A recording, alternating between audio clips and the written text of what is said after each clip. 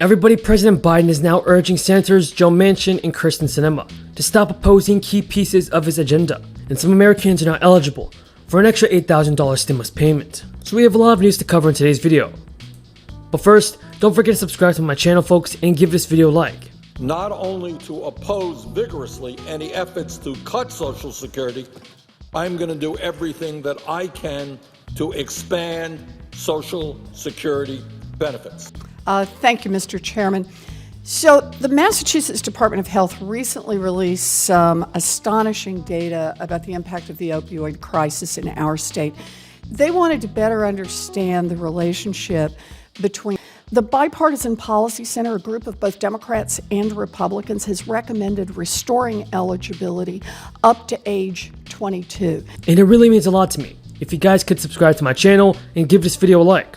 I always provide you folks with the most up-to-date and reliable stimulus check news. I want to see every member of my community receive the much-needed stimulus money. Joe Biden dismissed criticism over Democrats' inability thus far to move certain bills forward. Biden told reporters, "I hear all of the folks on TV saying, why doesn't Biden get this done? Well, because Biden only has a majority of effectively 4 votes in the House and a tie in the Senate, with 2 members of the Senate who vote more with my Republican friends." The comment appeared to be targeted at Democratic Senators Joe Manchin and Kyrsten Sinema, who have been chief opponents of ending the filibuster to ease Democrats' path to passing legislation in the Senate. While both lawmakers do vote more frequently with Democrats than Republicans, Manchin has pressed the White House and his Senate colleagues to focus their efforts on strengthening voting rights. Sinema and Manchin have been criticized for breaking with progressives on key issues, like potentially eliminating the filibuster. But political observers were quick to note that while the two moderates have become roadblocks when it comes to Democratic priorities, it is not true that they vote more with Republicans. Any legislation faces an uphill climb in passing the 50-50 Senate, folks, and that's where most bills must garner 60 votes to pass. At his speech in Tulsa on Tuesday, President Biden tapped Vice President Kamala Harris to take the lead, saying June would be a month of action on Capitol Hill. President Biden stated, to signify the importance of our efforts. Today I'm asking Vice President Kamala Harris to help these efforts and lead them among her many other responsibilities. With her leadership and your support, we're going to overcome again, but it's going to take a lot of work. Even though there are still some people waiting to get the latest stimulus checks after the bill was passed back in March, there is much talk of another round of payments. Some money is available from the latest stimulus, but that does not come as a check. It comes as tax credits, and this one can get $8,000 for people who qualify. The tax credit will reduce what you owe for the IRS in 2021 if you have payments related to the care of a child or other dependent. If you care for one child or dependent, you can claim $8,000 in expenses. If you care for more than one child or dependent, you can claim up to $16,000 in expenses. The tax credit is refundable up to 50%, and you would claim it when you file your 2021 tax return. Say you spend $16,000 caring for your dependents. If you owe the IRS $4,000, the tax credit eliminates that debt, and you would then get a payment for the rest of the money, another $4,000. And a lot more people will qualify for this credit. The adjusted gross income level, at which the credit percentage is reduced, is raised substantially from $15,000 to $125,000. And there is one other thing to note. The tax credit is fully refundable. And that means that you can get payment even if you owe nothing. And there's another limiting factor. The tax credit is available for the 2021 tax year only. If you don't claim it this year, you won't be able to get it. And just about every investor knows that inflation has arrived. But the question is, how long will it last?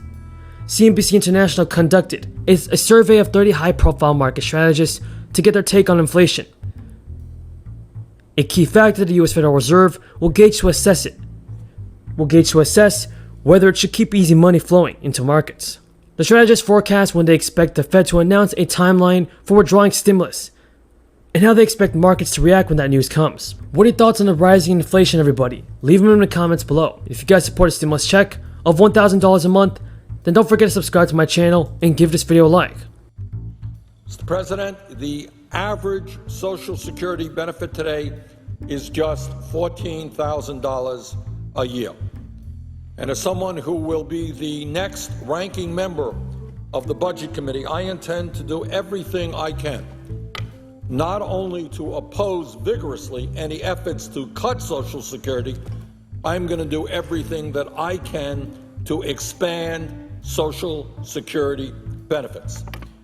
And, in fact, the best way to expand Social Security is to ask the wealthiest people in our country to pay more into the system by scrapping the cap on income that is subject to the Social Security payroll tax. Mr. President, as you know, right now, a billionaire pays the same amount into Social Security as someone who makes $117,000 a year. You got a multimillionaire here, somebody's making $50 million, somebody's making $117,000. They both contribute the same amount into the Social Security Trust Fund. This is regressive, this is unfair, this is absurd. If we lifted this cap and applied the Social Security payroll tax to income above $250,000, not $117,000, but $250,000 a year, we could not only extend the solvency of Social Security for decades to come, which is what we want to do, but we could also provide the resources necessary to expand Social Security benefits. And that is exactly what we should be doing, and that, in fact, is what the American people want us to do. Mr. President, an August 2014 poll by Lake Research Partners asked likely voters if they support the idea of, quote, increasing Social Security benefits and paying for that increase by having wealthy Americans pay the same rate into Social Security as everybody else, end of quotes. And interestingly, this is what the poll found. 90% of Democratic voters said they support the idea, and 75% strongly support that idea of lifting the cap.